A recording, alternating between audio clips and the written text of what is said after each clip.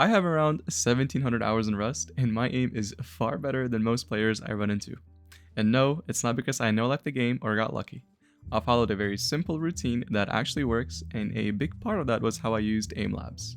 Not for hours, not doing random scenarios, just three things that actually translate into Rust.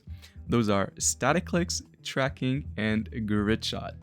If you use these the right way, your aim will improve much faster. It'll be an exponential increase than just playing the game or grinding aim trainers blindly. So let me break these down and I'll show you how these work. First, we have static clicks, and this is what improved my accuracy the most. Static clicks are very simple. The targets don't move. It's just you and your ability to hit your shots. And that is very important because most players don't actually miss because of movement. They miss because their raw aim isn't precise. When I did static clicks, I wasn't rushing. I focused on clean, accurate shots. I didn't spam click. I did control flicks. I reset and then I hit the next target. This trains your ability to actually land your first bullet, which is everything in Rust. If you hit your shots first, you usually win the fight.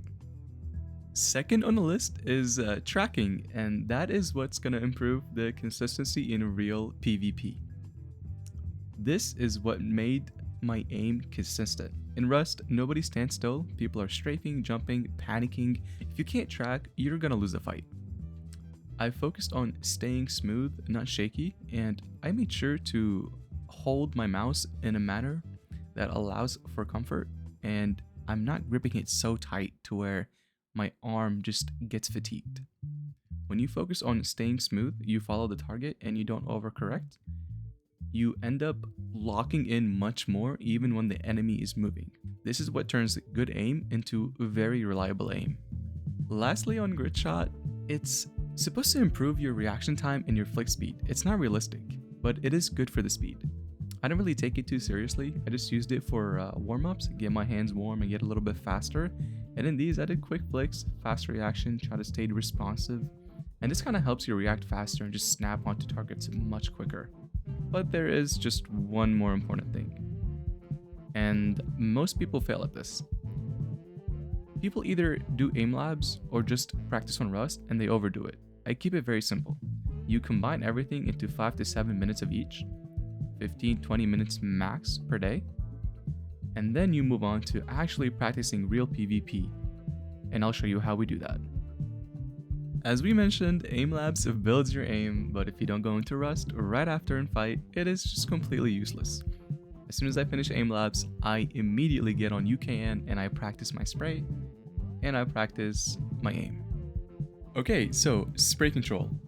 Spray control really just is based on the spray pattern of the weapon, as well as the aim cone and what attachments you have.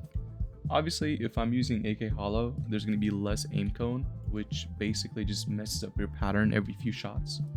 So if you want to practice, I would suggest getting over here, adding on your attachments, and start by crouching and learning the spray pattern. For the AK, it goes down to the left, like so.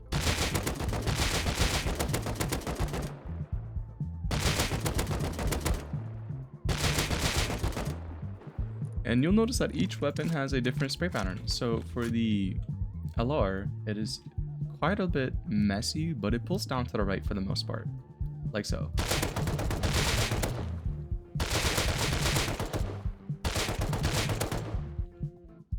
Another thing that people fail to realize is crosshair placement is vital to actually winning gunfights.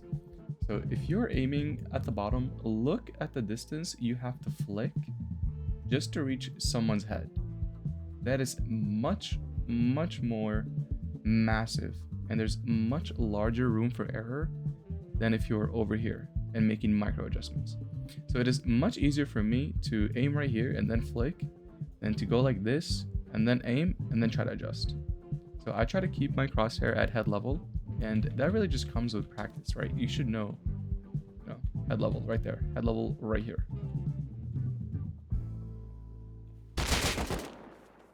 So you should be able to just peek like that and just flick the head, because it's such a small room to flick. So we covered spray control, flicking, and crosshair placements. that's really all you need to get started.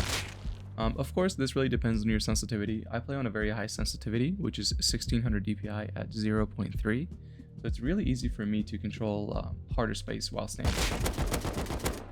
But that does come at a cost of long range. It's really hard for me to fight people long range just because my sense is so high, and the micro adjustments are just so much harder.